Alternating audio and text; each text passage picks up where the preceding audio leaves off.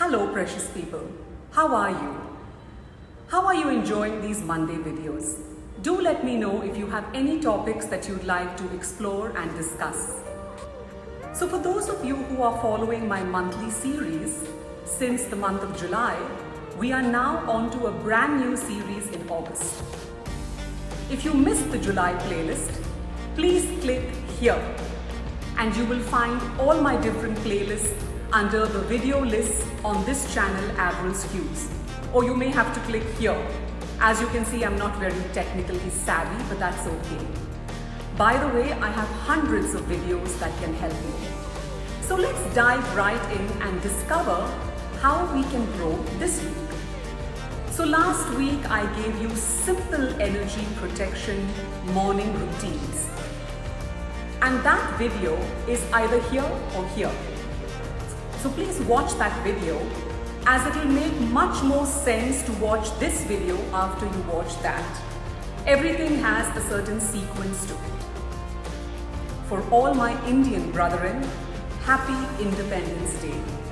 I wish for all of us independence of mind, body, heart and soul, which is what I primarily teach in all my modalities that I use in my coaching, therapy, yoga and meditation practices. So today I would like to share what I do to align my energy. A lot of people have been asking me this question on Instagram and in private DMs on Facebook and YouTube. So below are the 7 steps that I take anytime I need to shift my energy and step into a more energetic alignment. So the 7 steps to energetic alignment that I use and that you can use too are the following. Number 1, acknowledge the feelings that are coming up. For example, the negative feelings of fear, shame, guilt, sorrow. Prior to experiencing high anxiety or having a panic attack, there's an emotion that triggers the anxiety. Now this emotion sets your body into fight, flight, freeze or faint mode. So what are the actions that you can do? Identify the emotion that triggers the anxiety and you'll be able to engage in preventive measures in the future. Now please remember to be patient with this.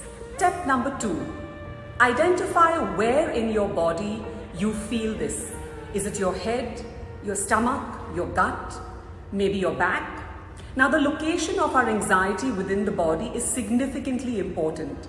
It allows us to see not only what emotion gets triggered, but where it directly affects the body. By engaging in this step, we can either use heat or ice to alleviate some of the pain and discomfort. This step also shows you to treat the shock that occurs. Actions. Now, if you freeze or go into flight mode, using heat will help. However, if you feel stuck or paralyzed, if you freeze or faint, using ice will get you back in your body and moving the energy freely. Step number 3, allow yourself to express emotions. Now, this is not easy because none of us want to express negative emotions. We want to hide them away, ignore them, not give them any recognition. If you believe in the mind, body, heart and soul connection like I do, then you are aware that whatever you don't release becomes stuck energy in your body because each cell has memory, thus creating dis-ease. Engage in some kind of somatic releasing experience where you can physically release this overwhelming energy from your body. Actions could include dancing, kickboxing, yoga poses. You could cry into a pillow, you could yell into a pillow, you could cover your face and express your thoughts out aloud, or you could do kundalini shaking, or you could do somatic therapy. Step number 4, identify what it is that you believe about yourself, truly believe. Most often anxiety and overwhelm are being gaslighted by our belief system. Our thoughts start spinning out of control like a downward spiral of a tornado. Now this is where you see your ego rear its ugly head to try and stop you from experiencing something new. Your ego thinks it's protecting you, but in the end, it's only keeping you stuck in this endless loop of fear, anxiety, pain, and overwhelm. Actions could include identifying specific thoughts and limiting beliefs you experience at this time. The greater the chances you have of ending this loop, you're one step closer to experiencing joy and freedom again.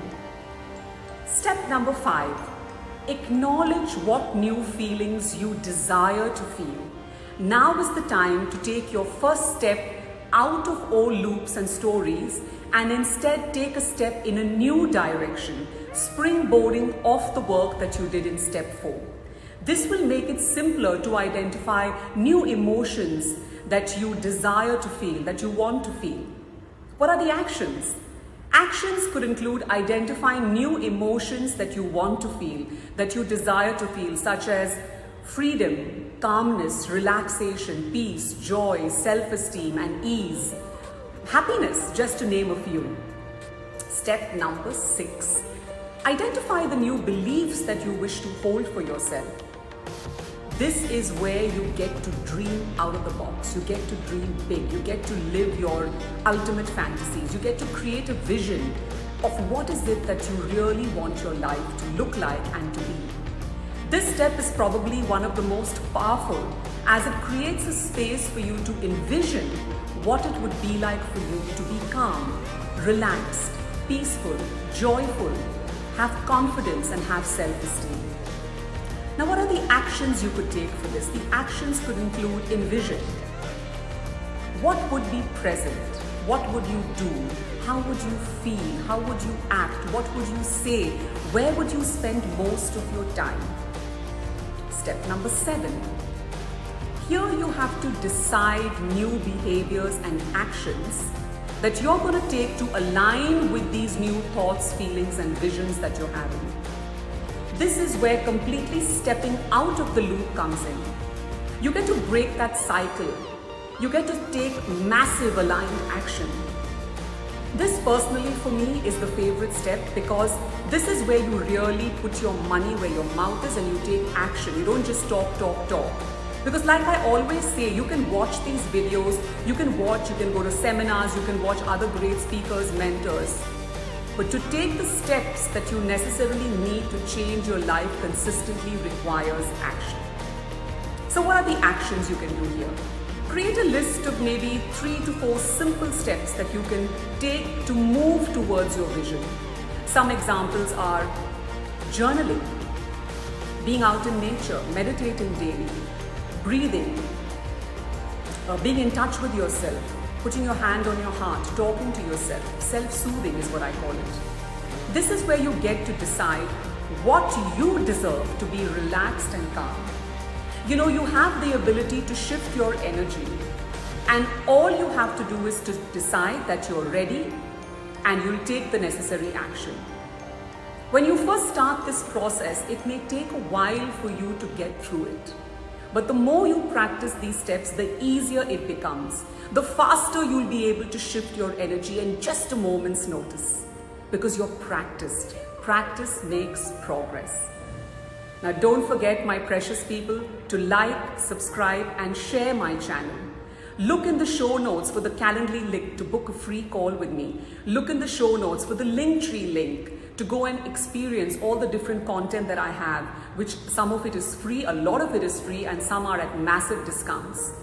Now in September, I'm going to start giveaways which are valued at $199, which is the equivalent to around 14,000 rupees. Because I know they're going to benefit you as my clients, and a lot of my students and clients have given me positive feedback. Till I see you again, stay true to being you, and I'm Avril Q.